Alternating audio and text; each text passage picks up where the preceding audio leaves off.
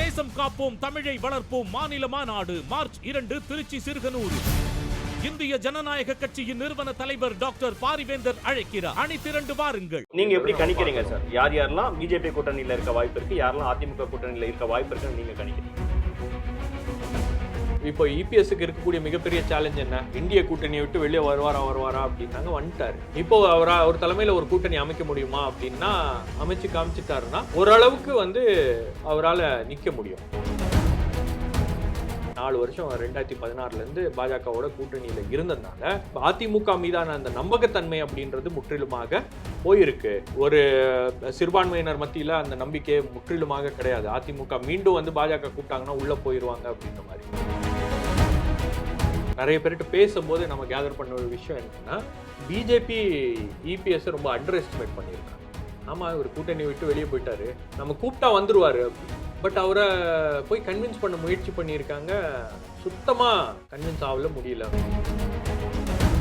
2014க்கு அப்புறம் இருந்த பாஜக வேற, 2019க்கு அப்புறம் இருக்கக்கூடிய பாஜக வேற. 2019 அவங்களே 303 சீட்டு வந்ததுக்கு அப்புறம் பெரிய அளவுக்கு கூட்டணி கட்சிகள்லாம் ஒன்னும் அவங்க அப்படியே தாங்கிலாம் பிடிக்கல. ஆமா, எதுவுமே பண்ணல. இருந்தா இருங்க, போறீங்கன்னா போங்க அப்படின்னு எல்லாரையும் விட்டாங்க. அமித்ஷா அவர்களே அவங்களுக்கான கதவுகள் திறந்திருக்கணும், ஓபன் டிக்ளேர். அவர் கதவுன்றாரு, இவர் ஜன்னல்ன்றாரு. அப்போ எல்லாமே அதிமுக தேவை அப்படின்ற ஒரு டெஸ்பரேட்டான மனநிலையில தான் பிஜேபி தலைமை என்பது இருக்கிறது. நாம கூட்டணியோட தான் போக வேண்டியது இருக்கு, அதனால நாங்க பாத்துக்கிறோம், நீங்க அமைதியா இருங்க அப்படின்ட்டாரு. இது வரைக்கும் அண்ணாமலையால ஒரு வார்த்தை கூட அதிமுக வரும் வராது அப்படின்றதெல்லாம் எதுவுமே பேசல. பாமக தேமுதிக எந்த பக்கம் போவாங்கிறது? பாமக தேமுதிக இந்த 2 கட்சிகளுக்கும் பாஜகவோட போனா என்ன லாபம்? ஒரு சீட் ஜெயிச்சா மத்திய அமைச்சர், அரசியல் ரீதியாக என்ன லாபம்? மத்திய அமைச்சர் யாருக்கு மத்திய அமைச்சர் கொடுப்பாங்க? யாரு ஜெயிக்கிறாங்களோ. நீங்க ஜி.கே. வாசன் இருக்காரு, அன்புமணி ராமதாஸ் இருப்பாரு, அதுக்கப்புறம் இவங்க இருப்பாங்க. 3 பேருக்கு மத்திய அமைச்சர் கொடுத்துருவாங்க தமிழ்நாட்டுல இருந்து.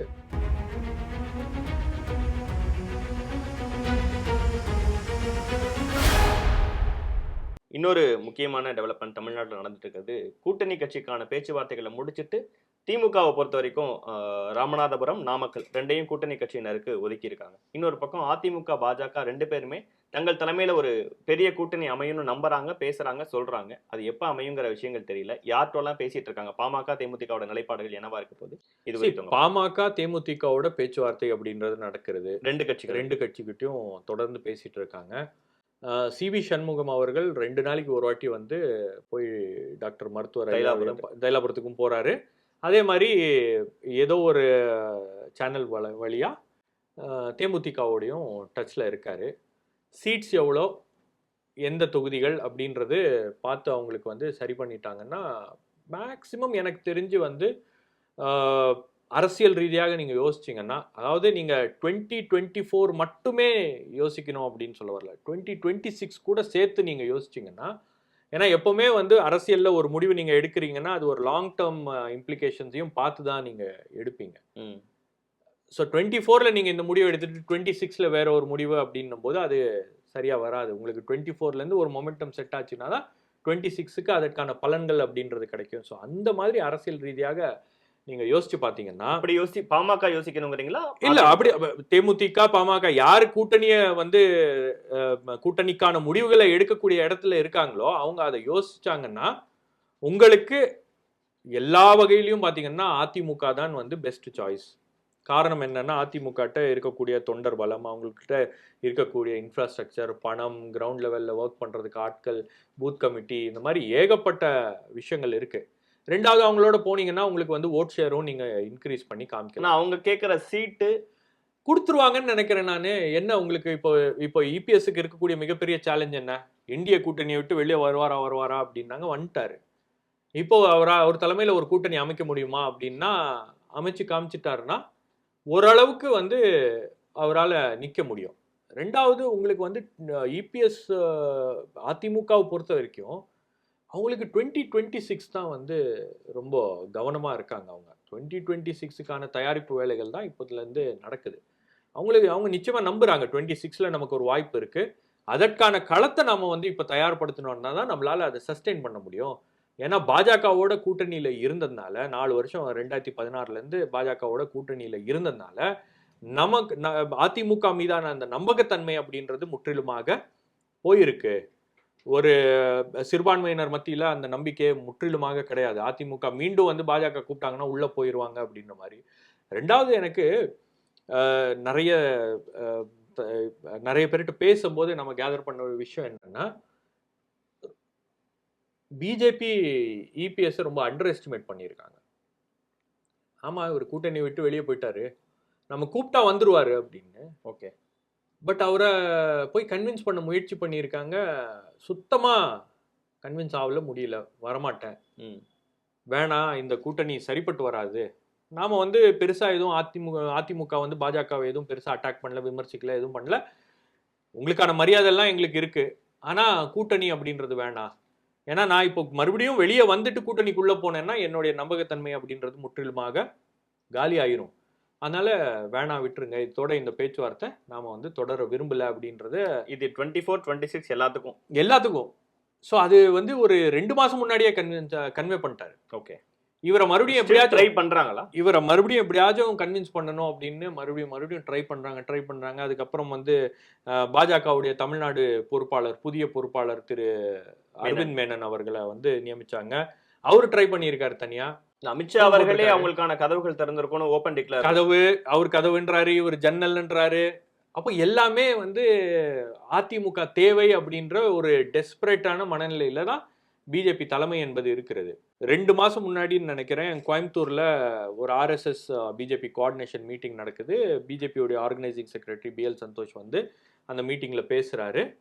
பேசும்போது அண்ணாமலை வந்து ப்ரொபோஸ் பண்றாரு, இந்த மாதிரி நம்ம தனியா தான் போகணும் அப்படின்னு. இல்ல, முடியாது, கூட்டணி இல்லாம போக முடியாது, நம்ம இது அட்வென்ச்சருக்கான எந்த டைமும் கிடையாது, இது இந்தியா அலையன்ஸ் வந்து தமிழ்நாட்டில் ஸ்ட்ராங்கா இருக்காங்க, அதனால நாம வந்து கொஞ்சம் ஓரளவுக்கு நம்மளை வந்து ஸ்டெபிலைஸ் பண்ணணும் அப்படின்னா நாம கூட்டணியோட தான் போக வேண்டியது இருக்கு, அதனால நாங்க பாத்துக்கிறோம், நீங்க அமைதியா இருங்க அப்படின்ட்டாரு. இது வரைக்கும் அண்ணாமலையால ஒரு வார்த்தை கூட அதிமுக வரும் வராது அப்படின்றதெல்லாம் எதுவுமே பேசல.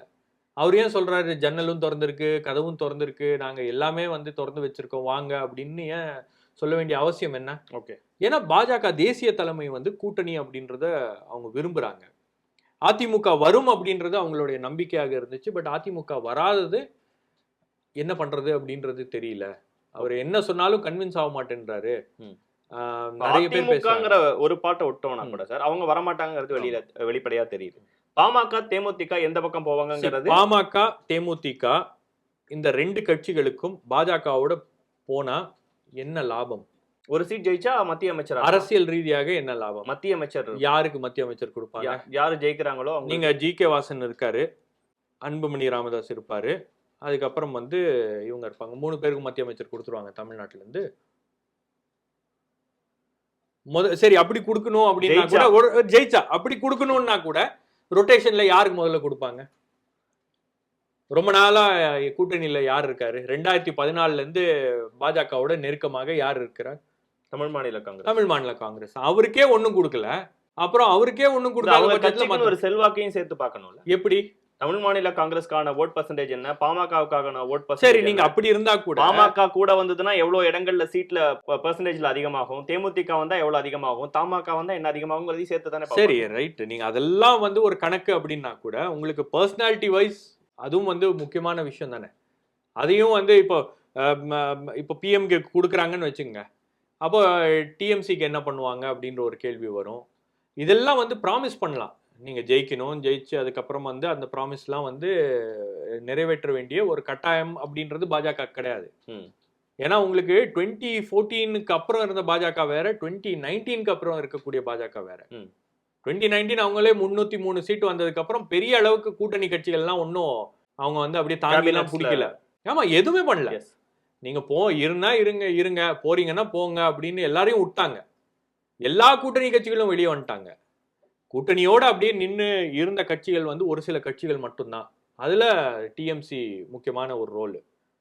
மீதி எந்த கட்சியும் வந்து பிஜேபியோட ரொம்பலாம் இது காமிக்கல. ரெண்டாவது, உங்களுக்கு வந்து பாமகவை பொறுத்த வரைக்கும் சீனியர் டாக்டர் ராமதாஸ் வந்து அதிமுகவோட போறது தான் வந்து சரியாக இருக்கும்.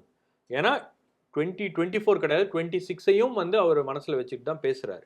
26ல என்ன ஏன் சார் நம்மளுடைய பாமகங்கிற கட்சி ஒரு கூட்டணிக்கு ரொம்ப முக்கியம், அதிமுகவோ பாஜகவோ இல்ல, அவங்க அப்ப ட்ரை உங்களுக்கு- பண்றதுக்கு எவ்வளவு ரீசன்ஸ் என்னன்னு நினைக்கிறீங்க? உங்களுக்கு கூட்டணி அப்படின்றது வந்து இந்த 2 பெரிய கட்சிகளுக்கும் வந்து அதிமுக திமுக இந்த 2 பெரிய கட்சிகளுக்கும் வந்து அவங்களுக்கான ஓட் பேங்க் அப்படின்றது வந்து சாலிடா இருக்கு. 25%க்கு மேல 2 கட்சிக்கும் ஓட் பேங்க் இருக்கு.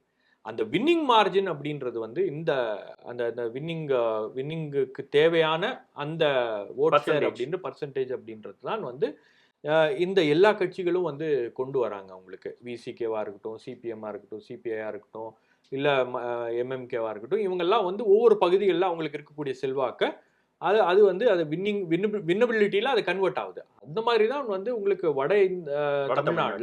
வட தமிழ்நாட்டில் உங்களுக்கு வந்து பாமகவுடைய ரோல் வந்து ரொம்ப முக்கியம். வட தமிழ்நாட்டில் உங்களுக்கு வந்து விசிகே உடைய ரோலும் வந்து ரொம்ப முக்கியம். அப்போ விசிகே உடைய ரோல் இந்த பக்கம், விசிகே உடைய ஓட்ஸ் வந்து இந்த பக்கம் கன்வெர்ட் ஆகுதுன்னா அதுக்கு நேர் எதிரான வாக்குகள் வந்து உங்களுக்கு அங்க கன்வெர்ட் ஆகும் அப்படின்றது. அவங்களுக்கு ஒரு 6% ஓட் இருக்கு அது பாமகவுக்கு, அது ப்ரூவன் ஓட். இன்னொன்னு அது ஏடிஎம்கேக்கு வந்து ஓரளவுக்கு கன்வெர்ட் ஆகும் அப்படின்னு ஏடிஎம்கே நம்புறாங்க. அதனால அவங்களுக்கு அது தேவையாக இருக்கிறது. போன அசெம்பிளி எலெக்ஷன்லயே இப்போ 7.5% ரிசர்வேஷன் வந்து அதிமுக தான் கொடுத்தாங்க. இப்போ அன்புமணி ராமதாஸ் வந்து எம்பி ஆனது, ராஜ்யசபா எம்பி ஆனது, அல்லது உங்களுக்கு G K Vasan Rajya Sabha MP ஆனது, இதெல்லாம் எப்படி நடந்துச்சு?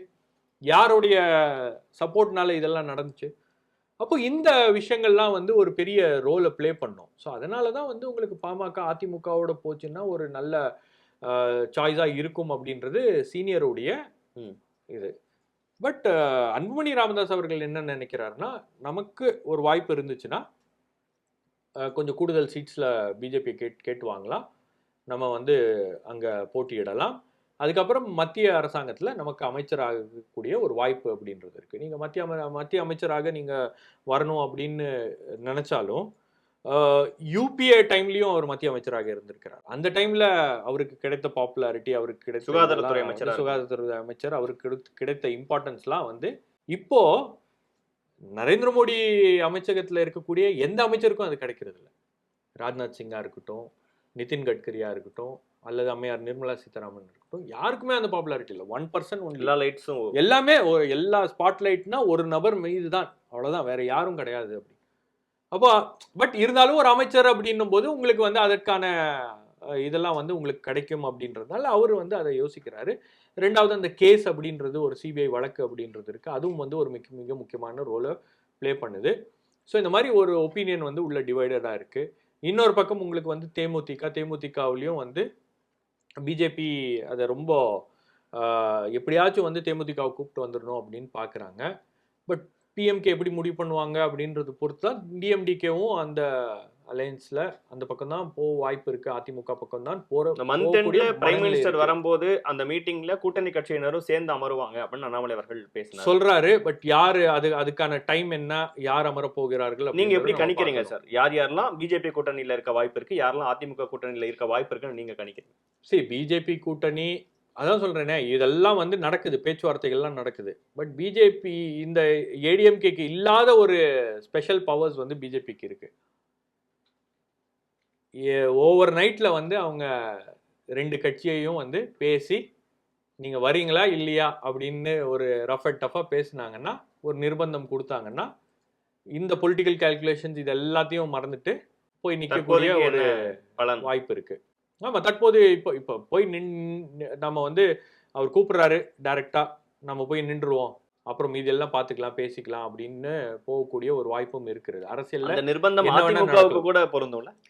அதிமுகவுக்கு தான் இப்போ அந்த நிர்பந்தம் பண்ணக்கூடிய இடத்துல பிஜேபி அவ்வளோ ஸ்ட்ராங்கா அதிமுகவை வந்து நிர்பந்திக்கக்கூடிய ஒரு இடத்துல இருக்காங்களா தமிழ்நாட்டை பொறுத்த வரைக்கும்னா இல்லை. ஓகே, தமிழ்நாட்டில் அவங்களுக்கு கூட்டணி தேவை, தமிழ்நாட்டில் மற்ற கூட்டணி கட்சியினர்லாம் தேவை.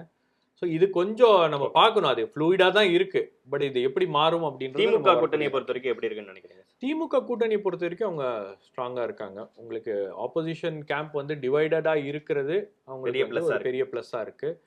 அதே சமயத்துல இந்த சீட் ஷேரிங், இந்த தொகுதிகள் இதெல்லாம் வந்து அவங்களுடைய கணக்கு பிரகாரம் ராமநாதபுரம் ஐயுஎம்எல்லும் கொங்குநாடு மக்கள் தேசிய கட்சியும் முடிஞ்சிருச்சு. ஆமா. மீதி இருக்கக்கூடிய கட்சிகளுக்கு எப்படி? ஏன்னா விசிகா 3 தொகுதிகள் 4 தொகுதிகள் கேட்கிறாங்கிற தகவல் வருது. காங்கிரஸ் வந்து கேட்கறாங்க. கமல்ஹாசன் உள்ள வர வாய்ப்பு இருக்கு. அதெல்லாம் என்ன போயிட்டு போன வாட்டி என்ன தொகுதி கொடுத்தாங்களோ அதே தான் ஃபார்முலா.